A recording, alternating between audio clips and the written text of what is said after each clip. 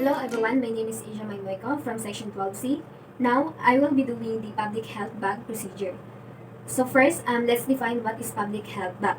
So public health bag is an essential and indispensable equipment of the public health nurse which he or she has to carry along when he or she goes out home visiting. It contains basic medication and articles which are necessary for living care. So these are the contents of public health nurse bag. Later, I will enumerate one by one what the contents are or what is inside of the public health bag. So next, discuss the principles to consider while using the public health nurse bag. So in performing the bag technique, it will minimize, if not prevent of any infections. And it can also save time and effort in the performance of nursing procedures.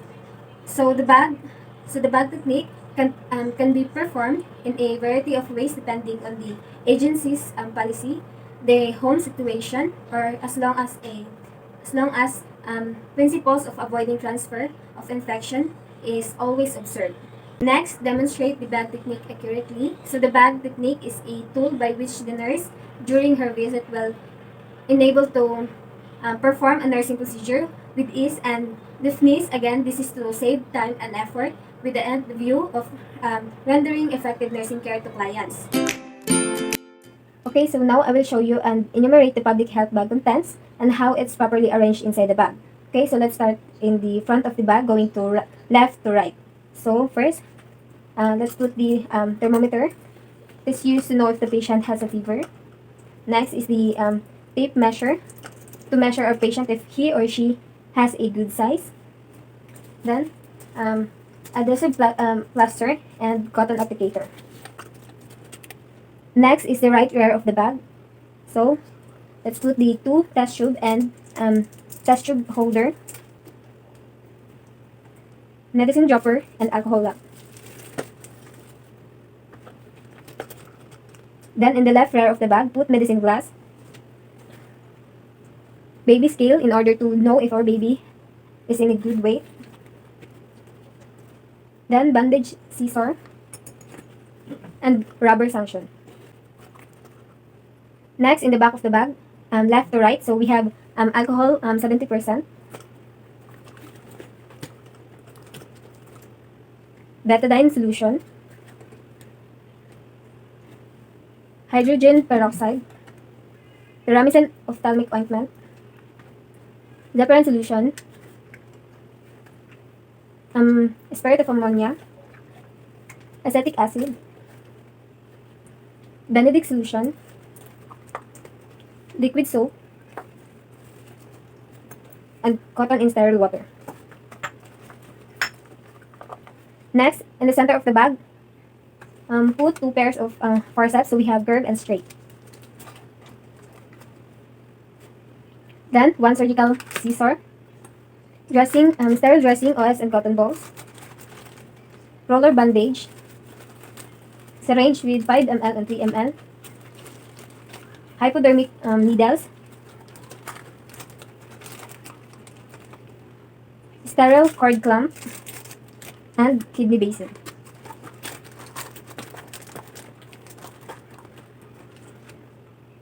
And then in the top pile, center of the bag, put hand towel in a plastic bag.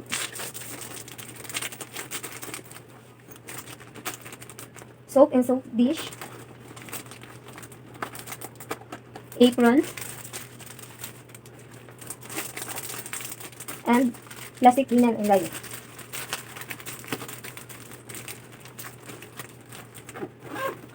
Then, in the pocket of the bag, put the surgical gloves,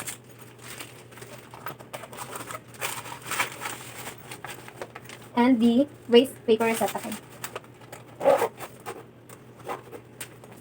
Then in the other contents, so we have a folded paper lining. So we inserted between the flaps and cover of the bag.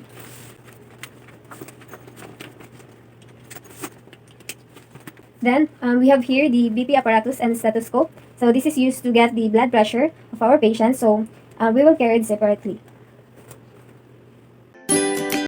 So the bag should contain all necessary supplies and equipment which may be used to answer emergency needs And the bag contents should be clean as often as possible, supplies replaced, and ready to use for use at any time. So we need to really know if the things inside in our public health bag is not expired and it's clean so that we can help in any emergency situation. And then the bag and its contents should be well protected from the contact with any article in the home of the patients. Consider the bag and its contents clean and or sterile, while any of the particles belonging to the patients as dirty or contaminated. Then the arrangement of the contents of the bag should be convenient to the user to facilitate efficiency and avoid confusion. So the frequency hand washing should be done to help minimize or avoid contamination of the bag or its contents. So that's are the principles or the important things that we need to do while using the public health bag. So now place the bag on a flat surface, whether the table, chair, or the floor. That is protected with a paper lining inside out. So put the bag's handles or the strap beneath the bag. So this is to prevent the bag from any contamination. After that, ask for basin of water or glass of water if the faucet is not available. So place this outside the working area. So since our faucet is available, so we can use it later for the hand washing. Next, open the bag, take the linen or the plastic lining, and then spread over the work filled area. So the paper lining, clean side out, folded part out. So this is to make a non-contaminated working area. Then after that, take off the hand towel,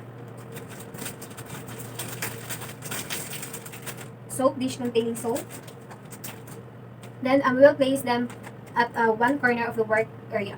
Then close the bag. This is to prevent from any microorganism that may contaminate the things inside the pH and bag. So now you may start hand washing using soap and water. Make sure to wipe and dry with towel. This is to prevent microorganisms that may cause cross contamination. So after the hand washing, open the bag and remove the apron and put it on with the right side out. So this is to protect the nurse's uniform. And after that, put all the necessary articles needed for this specific care.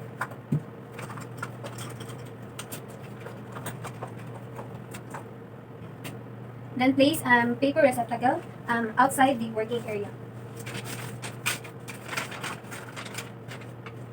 Then close the bag again. And now we can proceed in performing the necessary nursing care and treatment. So assuming that we are done, assuming that we are done giving the treatment or nursing care to our patient, the next thing that we need to do is to clean and sanitize all the things that were used. So using 70% alcohol. So we need to put. And after that, perform hand hygiene or hand washing. Next, open the bag and return all the things that were used in their proper place after cleaning them. After that, remove the apron and fold with exposed side inside. Then, place it in the bag.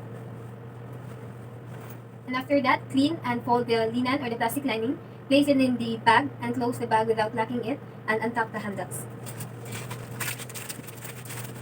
Next, sit down and have a talk with the mother or the person in charge of the patient. Then, record your observation, the temperature, the treatment done, and the specific instruction given. Make an appointment for the next visit, taking note of the date and time. So, wait.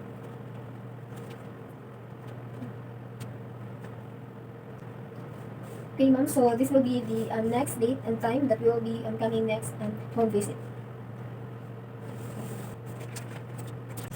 And after that, see that the waste receptacle with its contents is properly disposed of before leaving the room.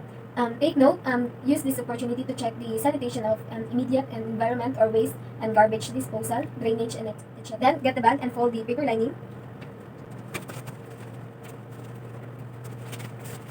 Then place in between the flaps and cover of the bag.